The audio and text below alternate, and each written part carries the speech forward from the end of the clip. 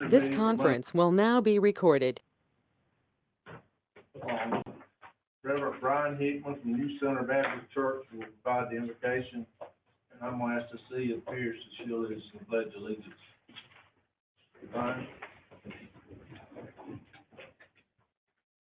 Almighty God, we come to you tonight thanking you for all the blessings that you do bestow upon our lives, God. You are so good to us, even in ways that we don't even realize sometimes. You are so good to us.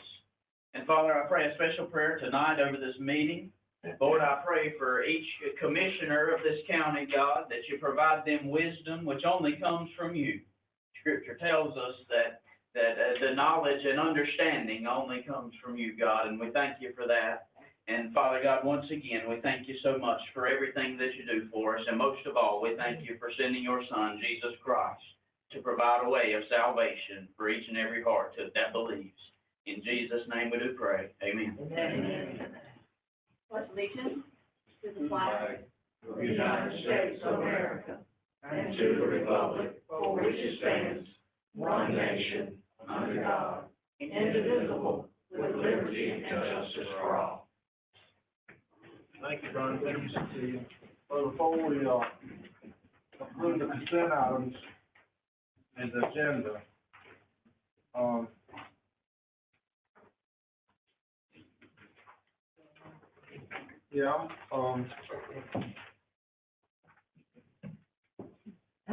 so when it gets to election of officers, I need to add, we need to swear Dr. Freeman going in.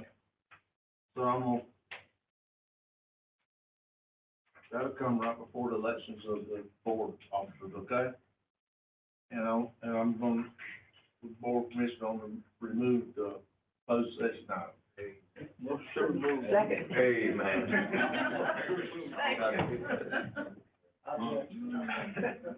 So, who made the motion? Mark, second by Dr. Freeman Goins to approve the changes as presented. Yes, sir. Okay, all in favor, say aye. Aye. Opposed? So at this time, Maria, I ask you if you'll please come where Dr. Freeman Goins is.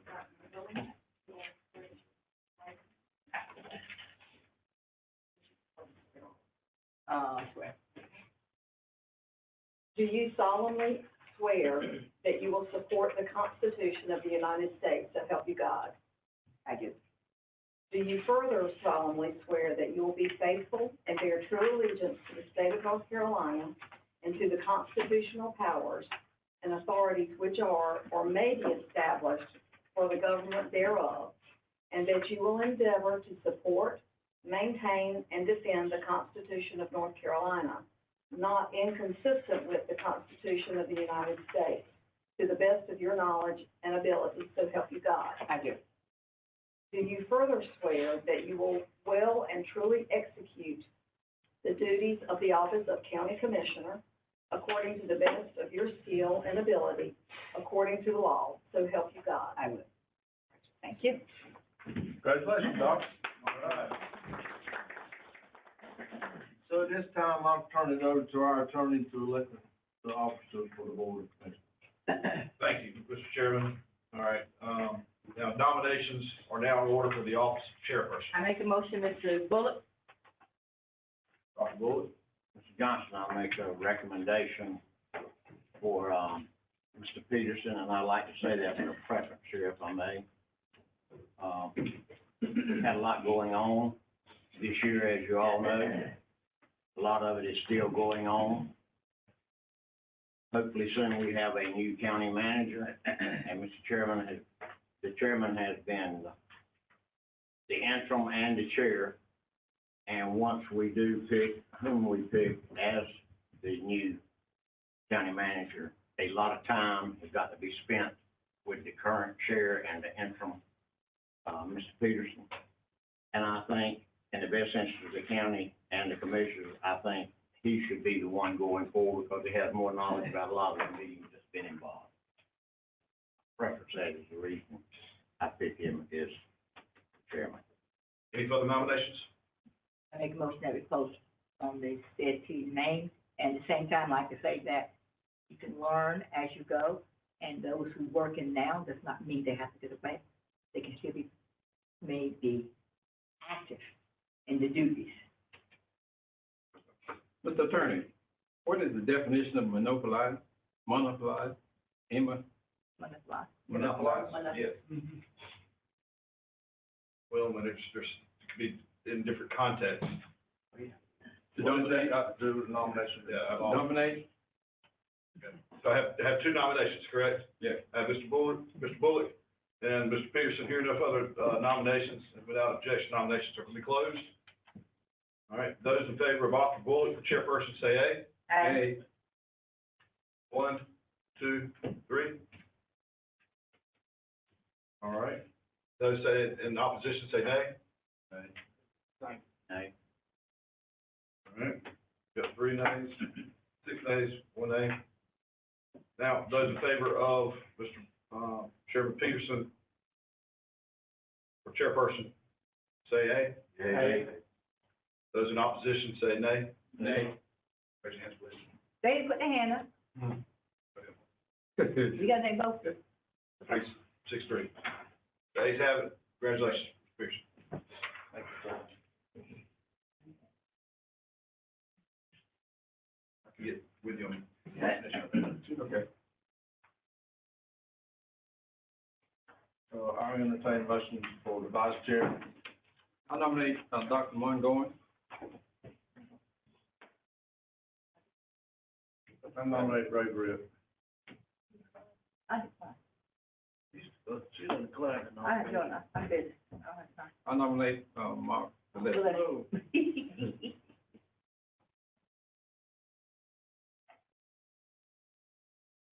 So what is nominations?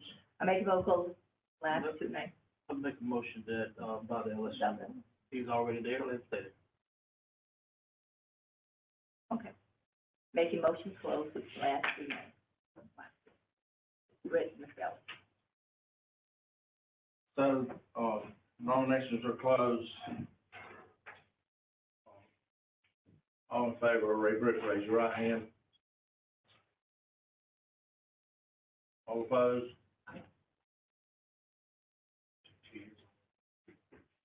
So, Ray Britt will be vice chair. At this time, we'll take a recess and celebrate That's our new board members and. monopolized. This conference will now be recorded. Okay, no one signed in, so, Ms. Cecilia Pierre, representing for you. Please come forward. I'm done. I didn't even see how tall was that. I'm sorry. Oh, you're fine. I appreciate you having me in this evening. So I think I've met all of you a few times, but just for formalities, I'll introduce myself. I'm Cecilia Pierce, Southern Regional Vice President with Trillium Health Resources. So typically I come in once a year and provide an annual update, kind of talk about what has happened for the year, share a little bit about some local data in terms of folks that Trillium has served throughout the year, which disability categories they fall into. But we have had a pretty big year, and so I wanted to provide kind of a mid-year update and share a little bit more about some of the changes to Medicaid overall, provide you with some Medicaid enrollment data, and a little bit more about the tailored plan, because you've been hearing for a while that we were going to launch as a tailored plan, and it actually occurred on July 1st. So appreciate you hearing a second presentation from me this year. Also, just want to thank all the support that we receive from Bladen County through the appointment of Dr. Glenn and Dr. Danny Ellis to our regional board, and just working closely with the staff. We really appreciate your support and the partnership in Bladen County. So just as a reminder, we are your local management entity and managed care organization. So we cover services both now on the physical health and behavioral health side for individuals who have the most significant mental health, substance use, developmental disabilities, and that includes traumatic brain injury. Then we also cover just the behavioral health services for people who have no insurance and need some support and care. We now, again, cover 46 counties in North Carolina, and our main contact number is on the screen there. That is really the main way that our members and any folks from the community can get in touch with us, find out about receiving services or enrolling in Trillium's health plans. And then we have a lot of information on our website as well. So just to kind of go over a little bit of background. So North Carolina Department of Health and Human Services has been working on Medicaid transformation for a number of years. That transformation is really taking the two separate health systems, the physical health system with primary care, specialty physical health, and the behavioral health system, and putting them all together under one health plan for each member that receives Medicaid. So around 70% or so of Medicaid recipients will be part of a standard plan. And so they have mild to moderate behavioral health needs along with their physical health needs. And they can choose their standard plan based on a set of benefits that they'd like to receive. Tailored plans are your LMEMCOs that are now able to offer that whole person care as of July 1st of this year. And there's 4 of us. Along with Trillium, there's Partners, Via, and Alliance.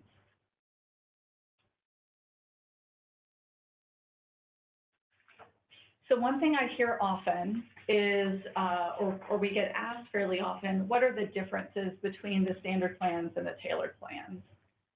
So the basic difference is that with members who have mild to moderate needs that are served by standard plans, they can access basic behavioral health services, things like outpatient treatment and medication management, and some substance use intensive outpatient treatment, which is a new addition to the benefit plan for standard plans. Tailored plan members have more acute and long-term behavioral health needs, and so they're eligible not only for those basic services, but for an enhanced set of services. So some examples are on the screen, but that's not a full list. So things like school-based therapy, child and adolescent day treatment, multi-systemic therapy, intensive in-home services. On the adult mental health side, assertive community treatment and community support team treatment are 2 community-based intensive mental health treatment modalities. And then on the adult substance use side, ambulatory detox and inpatient detox and rehabilitation are part of those enhanced services, as well as residential services like PRTF and medically monitored treatment, and then group homes for individuals with intellectual and developmental disabilities.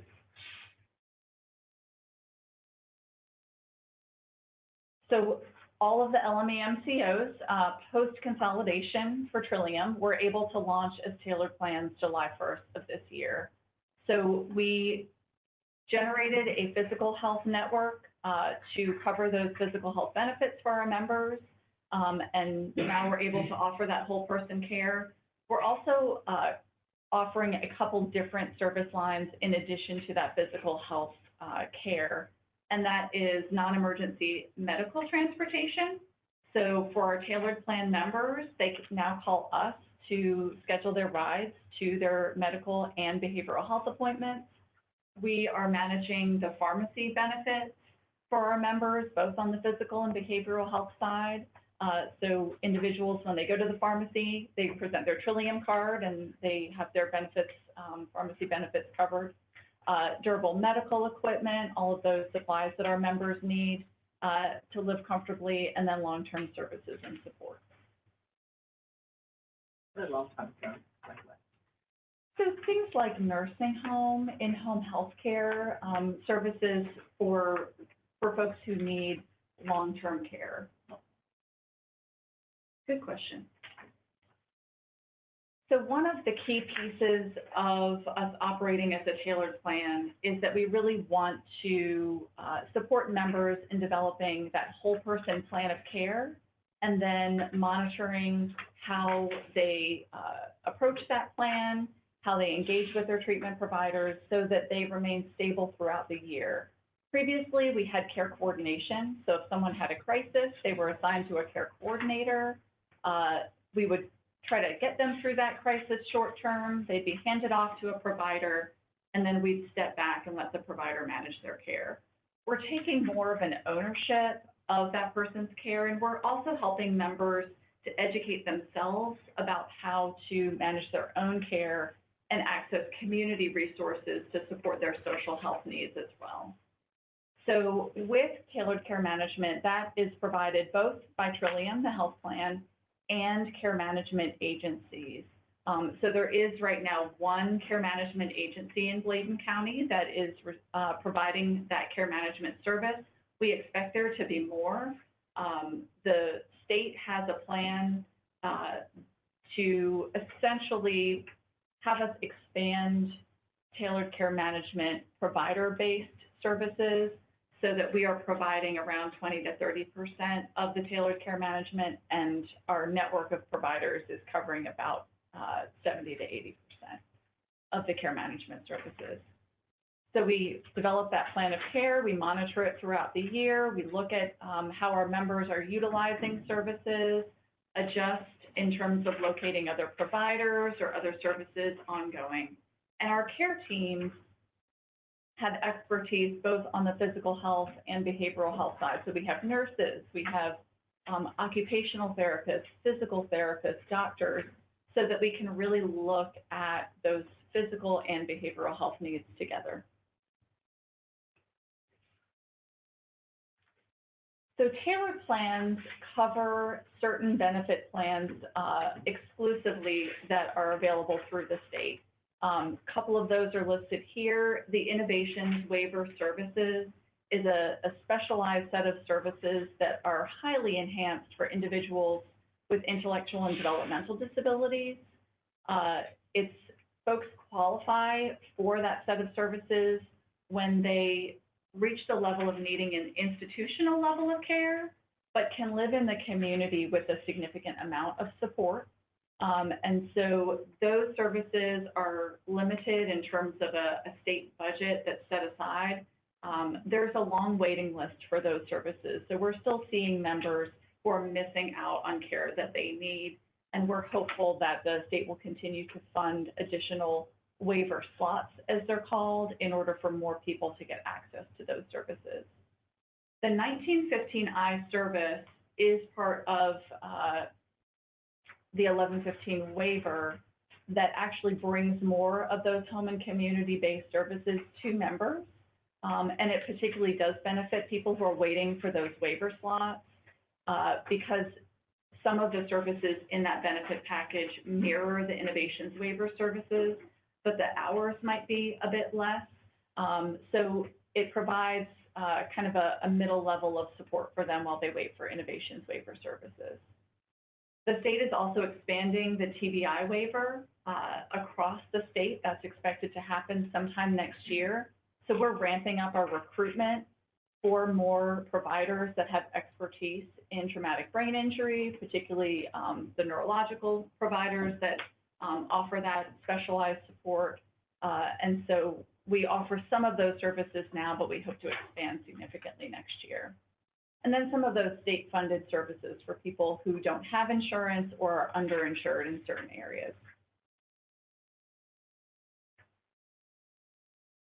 One of the other questions that we received quite a lot is how does someone become eligible to receive benefits through Trillium? So when a member is eligible for a standard plan, they can choose between the list of those commercial health plans. AmeriHealth Caritas, Healthy Blue, WellCare are some of the plans that are available. With the tailored plans, someone has to become eligible and you're assigned to a tailored plan according to the county where your Medicaid is originating out of. And it's really about needing one of those enhanced, one or more of those enhanced services that are available through us that are not available through the standard plans. And so people become eligible either based on a diagnosis that they receive by a clinician, or in terms of being recommended to receive a service by their care provider, or if they're utilizing a particular type of crisis service, like a substance use inpatient service, or if they have a couple interactions with emergency psychiatric care, like going to the emergency department for a psychiatric episode, or utilizing mobile crisis a couple of times throughout the year. So folks will get auto-assigned to us. Now, during the process, right before tailored plan launch, our members did have an opportunity to sign up for their primary care doctor. If they didn't do that at that time, they were auto-enrolled with a primary care doctor. As long as their primary care doctor was in our network, we would typically see their enrollment, that auto-enrollment, go over to their regular primary care doctor. We're still working through some of that with our members where they were enrolled with a different primary care. Now they want to switch over, and that's absolutely fine. There's a grace period for that. Same thing with the tailored care management. If they're wanting to get tailored care management through an outside organization, we'll assist them with transferring their care over. So their primary, they can be anywhere, not just in Bladen, they could be in Columbus County or any. That's correct. Yeah. And they have that choice to choose a primary care doctor that's most convenient for them. And sometimes primary care doctors have a certain specialty that they like, and so they can see a primary care doctor who's in our network. And honestly, with the change to tailored plan, our network is statewide. So a lot of MCOs used to have a network that was very kind of close to the boundaries of our catchment area. Our network now is really statewide and even goes across those borders to try to cover the needs of our members. So I did want to share a little bit about the numbers in Bladen County. So you can see these are Medicaid enrollment numbers as of July. So a little bit under 14,000 residents received Medicaid here in the county. Trillium is covering about 31% of those Medicaid recipients. And then my math is a little bit off. I apologize for that. Standard plans are covering 69% of Medicaid recipients in Bladen County. So you'll see in terms of the different groups of Medicaid members that we're covering, a little less than 1,000 are tailored plan members. So those are those members that are eligible for whole person care. We're still covering the majority of Medicaid direct members. So those are folks in the old system where they're carved out of the whole person care. We're just covering their behavioral health services. There are certain populations that are carved out of managed care. The primary population is individuals who have Medicare and Medicaid combined, because Medicare is the primary insurance for those physical health needs. And then we cover the behavioral health services for those folks. Children in foster care are also carved out of that service. And there are a few other populations. So the rest of a little bit under 9,500 Medicaid recipients are within a standard plan, and Healthy Blue is the primary choice for standard plans in Bladen County. So with every change and with every new plan launch, there will definitely be some hurdles and some challenges. We and the other LME MCOs have not been immune to that, and we want to call them out in transparency.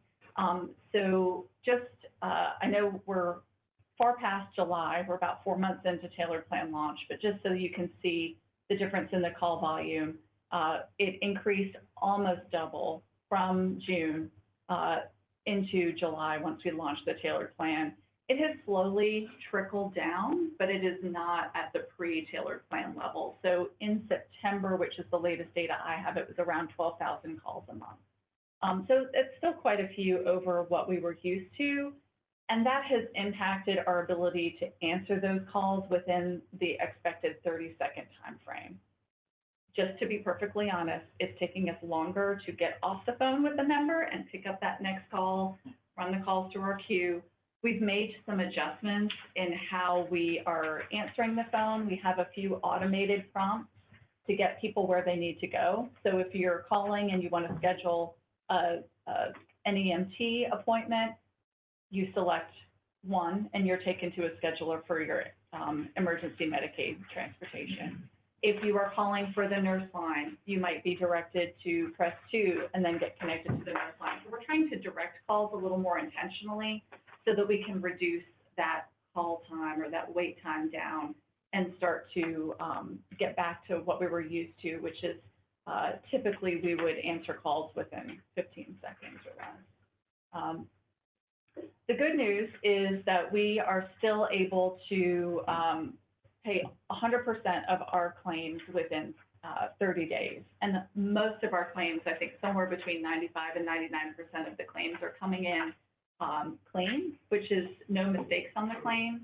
And we work really hard with our providers to make that happen so that they could get paid more quickly, they maintain their business, and they maintain the support for our members, which is really the primary goal.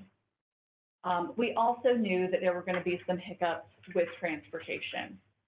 Most of the plans in North Carolina are contracting with a company called Motive Care as their transportation provider. So we contract with Motive Care. Motive Care contracts with many different types of transportation providers. So county transportation providers, local providers, ambulance services, and then some of our provider agencies who offer day supports will contract with Motive Care as well. So they are not used to working with some of the specialized needs of our members, and so that is one area where we've received more concerns than usual, and we are working on every single member situation to help those members get the type of transportation that is most comfortable and appropriate for them. One of the things that you'll see as an example of kind of the proactive actions that we took during the last week before tailored plan launch, we noticed that 900 members who normally would call DSS and schedule an appointment for at least once a week to get care had not scheduled an appointment for the first week of tailored plan launch.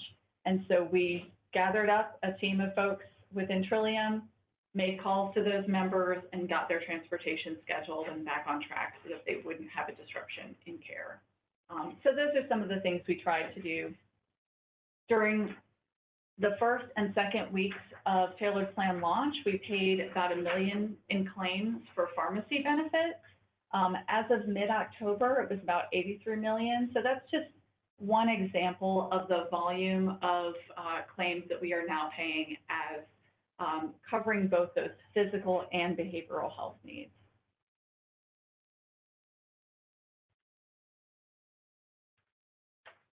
One of the things that I also like to point to is that 80% of health is really related not to the visits to your doctor or your psychiatrist or a clinician or a social worker. It's really related to how well you are doing in your community and how comfortable you are in terms of feeling safe in your community, having affordable, safe housing, having transportation to other activities that you need to participate in, having access to regular meals and healthy food, and also having the ability to get both either education or employment and be part of the workforce in some way. So we connect our members to those supports through 2 different programs. In Bladen County, you all are very lucky to be part of the Healthy Opportunities pilot program. So using Medicaid funds to fund some of these activities like housing and education and food access. So now our members, once we launched as a tailored plan, along with those standard plan members, are eligible for the Healthy Opportunities pilot when they have a chronic condition like a mental health or substance use issue and have a social health need, like one of those listed. For our members who might not be eligible for the Healthy Opportunities pilot, we have our Neighborhood Connections team that does connect our members to community resources. So we receive referrals, we assess a person's needs. We are in regular contact with community social organizations. We send referrals and follow up to make sure that our members are actually getting their needs met before we close that referral out. So I'd like to point out that's part of the tailored care management service as well, is connecting members to those social health needs.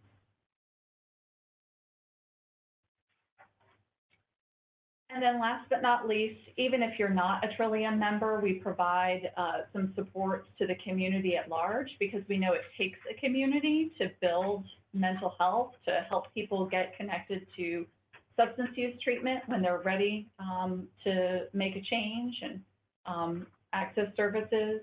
And in order to have folks with IDD or behavioral health needs integrated into their community, there has to be an understanding to break that stigma. So we provide opportunities for training. We have summits around different health issues, and our sheriff is here. We provide the CIT training to law enforcement and first responders. So we have an events calendar. There's many ways that folks can get support through Trillium to better understand mental health needs and how to respond.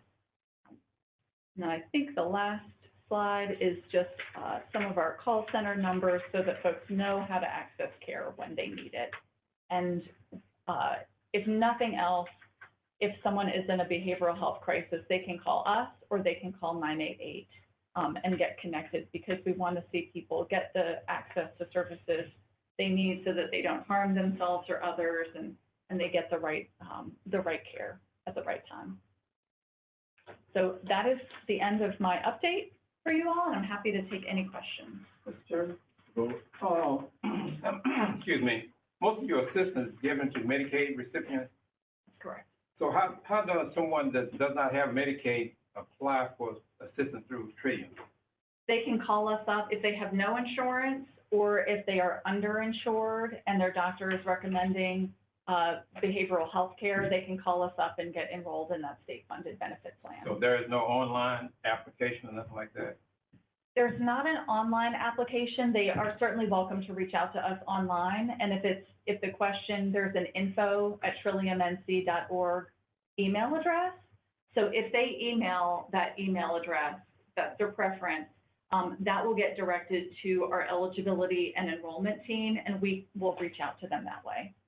One other question, any other job opportunities that you have that are opening now? We have plenty.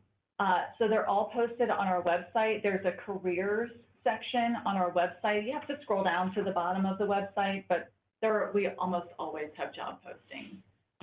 The area where we are most in need is our care management team. So we definitely are in need of more care managers to support those members. Thank you. Yep, and one of the things that we are doing, if you don't mind me highlighting something else, try not to take up too much time, but we are training more peer support staff. So peer support is one of those services that's becoming more popular and we know is very effective. And so we're offering 4 different trainings around our region to train more people with lived experience with mental health and substance use to support our members.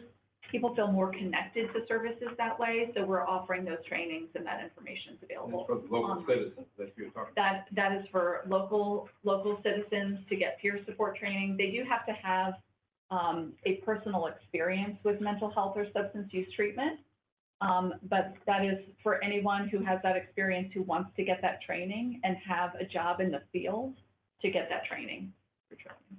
All right, thank you, ma'am. You're welcome. Mr. C, is the Trillium started an initiative with all your counties and other counties to see how we can better serve these kids when they need placement, we can't find it? I mean, that's the biggest problem. I hear more about that than anything else. Because, I mean, we have to watch these kids and sit with them and things like that, and just can't turn them over. And that we really, really need Trillium to step up to the plate and help us do a consolidated effort through all these counties to get some more places for these kids. Because they're dangerous to themselves, they're dangerous to the nurses, I mean, it's a bad situation. We've had one not long ago that was, we never got placed before, I don't know if they ever got placed or not.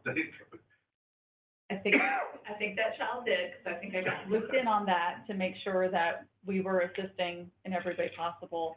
We have a couple different things that we are doing now, and we're also working on, in relation to helping kids, get connected to those services they need, whether it's, in-home services so that they can stay with their family, or those out-of-home placements when they're just not able to stay at home. So we have our head of DSS engagement, and he has a team that work with DSS staff and your director, to, work on cases very closely. We tap into the network of providers we have, as well as obviously if we're looking at foster care, sometimes DSS has their own foster care homes that they can tap into, but we work very closely to try to find the soonest and most appropriate service for our members with that team. If a child is at risk of becoming involved with DSS, we have a rapid access care coordination team. So before DSS takes custody of a child, if they're concerned about something, they can make that referral to that team as well. The state is expanding some of their child facility-based crisis centers. So we have a few of those. I don't remember which counties offhand. The state directed funds to certain areas based on their formula. I can get that information for you, but we do have a couple of child facility-based crisis centers that are opening as well. So the three of them take custody of that child, that versus our DSS having to sit with them and Sheriff's Department having to sit with them, that's where we need help. So we are not able to take custody of a child, but we work very closely with DSS to avoid them ever coming to the DSS office. I know you do, but there's certain situations and things that have happened in Bladen County where we were forced, the hospital released them, we were forced to stay with them. And, I mean, they assaulted their nurses and everything else. What I'm trying to say is that, I think that's where I'm reaching out for some help. I'm not saying you're not doing everything you can, I'm just saying there's a void there at times. Not all kids, but some of them, there's voids there, and it just puts us in a bind. You're absolutely right. So if there are ways, our approach to getting a child into services is if there's a provider that is able to serve that kid effectively, we are going to start with yes and try to figure out how to say yes to getting that child placed with that provider as soon as possible. And so we are happy to work very closely with you all to try to get to that yes and that place of getting services wrapped around that kid as soon as possible.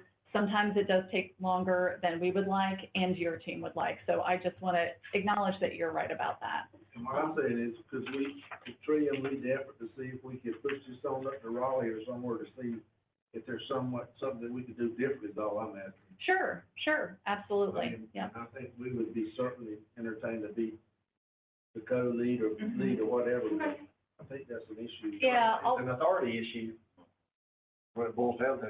Yeah, I can definitely take that back to our team and get some advocacy points for you all so that we can work together to advocate for what's needed. Part of it is a lack of available beds. So there's a licensing issue and a delay in licensing that takes providers a long time to create the facilities that are needed to support these kids. We've had an in lieu of service that would provide a transitional kind of crisis support and stabilization center for kids. We've had that proposed to the state for a while. We're waiting on approval for that. So that would be one area where we could definitely get some support from you all to push that through so that we get approved for that service. And we have kind of a temporary place where kids can get the proper assessment, get stabilized, maybe with medication and some care, and then find an appropriate placement or a set of services so that they can either go back to their community or get the right support ongoing. It seems like it always happens on a Friday evening. It sure does, absolutely, yeah. We don't turn our phones off on Friday evening. So, Any other questions? Thank you so much. absolutely, thanks very much. Madam Commissioner, 5A is consider appointing Charles Ray Peterson to continue to serve as general manager. Motion to continue. Motion by Mr. Cameron, second by Mr. Hester, any discussion? All in favor, say aye. Aye. B is, we talked about, closing the swap shops at the sites. Motion to approve. Motion by Mr. Hester, second by Mr. Gillespie, any discussion? I would like to get some signs and stuff there at these sites, letting people know where it is, they can take their stuff and drop it off, so we'll work on the sign and stuff. Yeah, so they got a lot of, like, there's a place there that's building supply. Yeah. You can put things there. Yeah. But you can't go back and get it though, but you can deposit stuff there. So can we put a timeline on this, maybe January 1 or something, what do y'all think? I mean, That'll open up. I mean, I mean, whatever y'all want. Sometime period. whenever y'all want, I'm just saying, let's just put a timeline when they'll be. I think that's good, start of a new year. Yeah, January 1st, and we can let them know, they can tell the. So tell them now. Okay. So, and you're gonna get it out to the citizen, how you gonna do that? We'll put signs at the landfill site. It's like, Or you're gonna put that, okay, so maybe get We'll some, do some signage. so maybe get some, media stuff. Yeah, we'll try to get a press release too. Okay, any more discussion? All in favor, say aye. Aye. All opposed?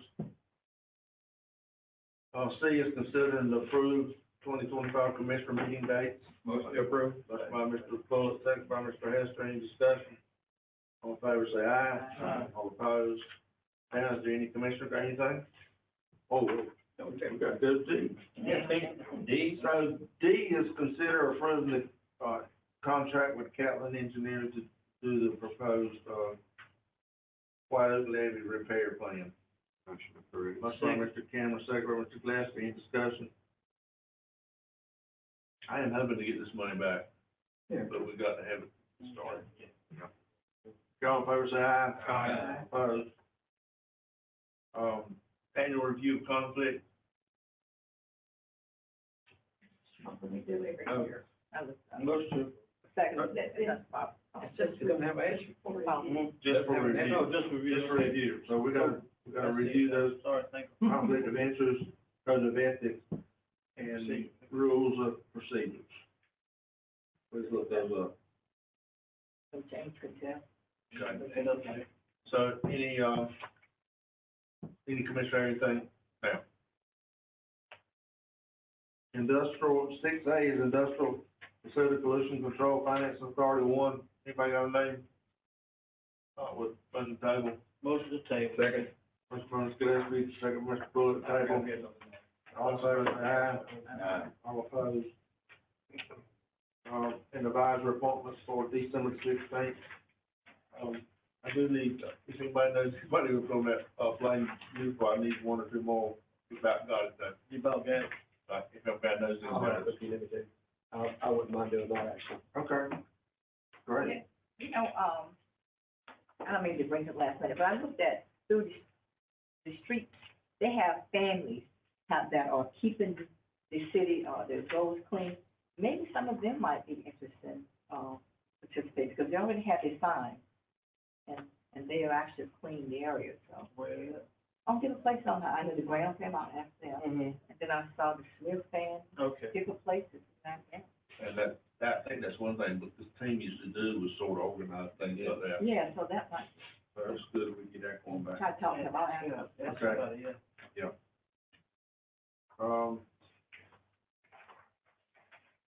Calendar review. December, charter, blood drive at Hickory Grove Baptist Church. I was speaking with Hickory Grove, I apologize, we haven't missed that prayer service this morning. Said that guy did a great job, so I think we missed it. I mean, he's from Hickory Grove Baptist Church, we I threw that in there. Friday is 12 to 2 is the sheriff's annual Christmas luncheon at the sheriff's office. Please attend if you can. 6 o'clock is Lamar Christmas tree lighting. 8 to 11 is pancake breakfast at Carlton Entertainment Center. Saturday, Harmony Hall Christmas open house. Saturday, Lamar Firefighter Association plate sale, Saturday after the parade, and 10:30 is the Landmark Christmas Parade. Harmony Hall continues, open house on the 8th. 9th is held, December 9th, Health and Human Service Advisory Board meeting at 5 o'clock. Blood drives Cape Valley, Bladen County, the 13th. 16th, Bladen County Board of Commissioners meeting. And this is where, finish the calendar, we got to set that date for the 19th. 24th, 25th, 26th, offices closed. Harmony Hall grand illumination is 28th and 29th. January 1, county offices closed. 6th, prayer service 8 o'clock, and Board of Commissioners meet that night. 14th is Animal Control Board, Health Department, conference room.